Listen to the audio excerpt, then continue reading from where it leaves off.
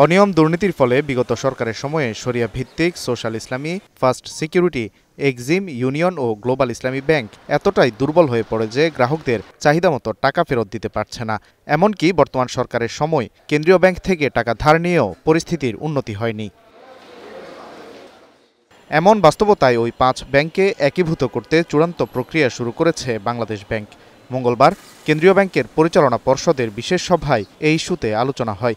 একীভূতকরণ প্রক্রিয়া সম্পন্ন হতে সময় লাগবে অন্তত 2 বছর। ব্যাংক রেজুলেশন অর্ডিন্যান্সে যে সকল ধাপ অনুসরণ করতে বলা হয়েছে ওই ধাপগুলোই অনুসরণ করে যাতে চূড়ান্তভাবে মার্জার প্রসেসটা সম্পাদন করা যায়, এবং ধারণা করা হচ্ছে এতে প্রায় 2 বছরের কাছাকাছি সময় লাগবে চূড়ান্ত মার্জার কার্যক্রম সম্পাদন করার জন্য।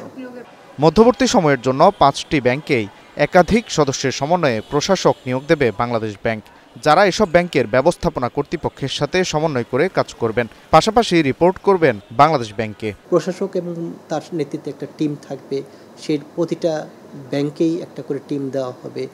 এই টিম বর্তমানে এমডি থাকবে, তারা তার সাথে একত্রে কাজ করবে, এবং আমাদের সেন্ট্রাল যে টিমটা আছে ব্যাংক রেজুলেশন সংক্রান্ত, তারা কেন্দ্রীয়ভাবে এগুলো মনিটর করবে এবং সবসময় এদের সাথে লিয়াযোগ করেই সে টিমগুলো কাজ করবে। ইউনাইটেড ইসলামী ব্যাংক নামে একটি নতুন ব্যাংকের লাইসেন্স দিবে কেন্দ্রীয় ব্যাংক, যার জন্য 20,000 কোটি টাকার তহবিল সহায়তা দিবে সরকার। এরপর এই ব্যাংকের সঙ্গে একীভূত হবে ওই 5টি শরিয়া ভিত্তিক bank. Walid Sakib, star news, Dhaka.